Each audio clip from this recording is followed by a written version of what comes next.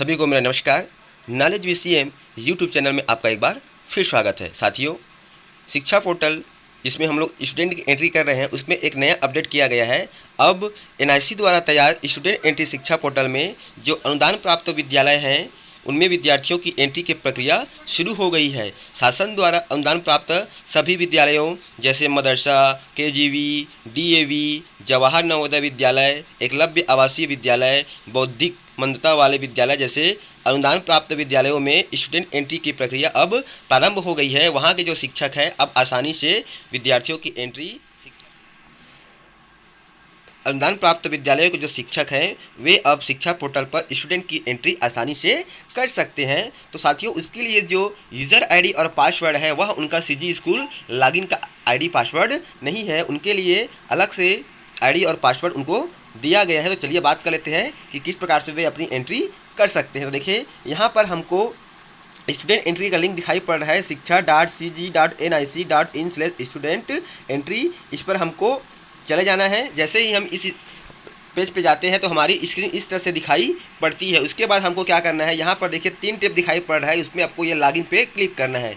जैसे ही हम लॉगिन पे क्लिक करते हैं तो हमारे सामने इस तरह से स्क्रीन दिखाई पड़ती है लॉगिन, और यहाँ पर लिखा होता है यूज़र आईडी और पासवर्ड और नीचे में लिखा होता है लॉग इन। तो यहाँ पर देखिए जितने भी अनुदान प्राप्त विद्यालय हैं, जैसे कि मैंने आपको बताया कि मदरसा, केजीवी, डीएवी, जवाहर नवोदय विद्यालय, एकलव्य आवासीय विद्यालय, बौद्धिक मंदता वाले विद्यालय, उन सभी का जो यूज़र आईडी है उनका यूडाइस कोड ही होगा और पासवर्ड में भी उनका यूडाइस कोड ही एंटर करना है। जो 11 अंक के आपका विद्यालय का यूडाइस कोड है उसको ही आपको यहाँ पर एंटर करनी है। जैसे ही आप पहले बार लॉगिन करेंगे तो उसके बाद आपको अपना पासवर्ड चेंज कर लेना है, लेकिन यूज़र आईडी आपका वर्तमान में जब पहली बार लॉगिन करेंगे तो यूज़र आईडी और पासवर्ड दोनों आपका यूडाइस कोड ही होगा। एक बार आप ध्यान से और सुन लीजिए, जितने भी अनुदान प्राप्त विद्यालय हैं उनके यूज़र आईडी और पासवर्ड को अभी डाइस कोड को ही बनाया गया है। पहले बार लॉगिन करने के बाद आप अपना पासवर्ड चेंज कर सकते हैं।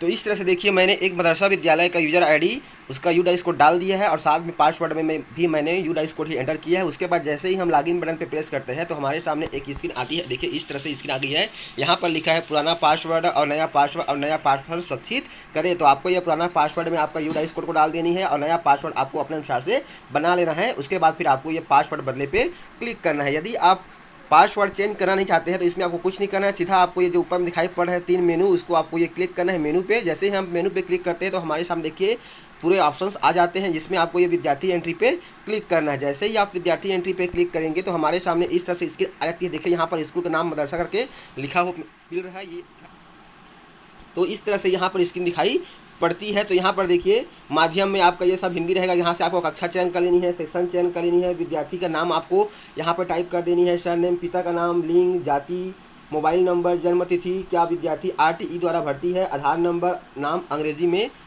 जैसा आधार में। इस प्रकार से आपको इसकी एंट्री करनी है। जितने भी पॉइंट में स्टार लिखा हुआ है उन सब की एंट्री करना आपको अनिवार्य है, वे मैंडेटरी फील्ड हैं। तो इस प्रकार से आप आसानी से विद्यालयों में अपने जो स्टूडेंट है उसकी एंट्री कर सकते हैं शिक्षा पोर्टल में।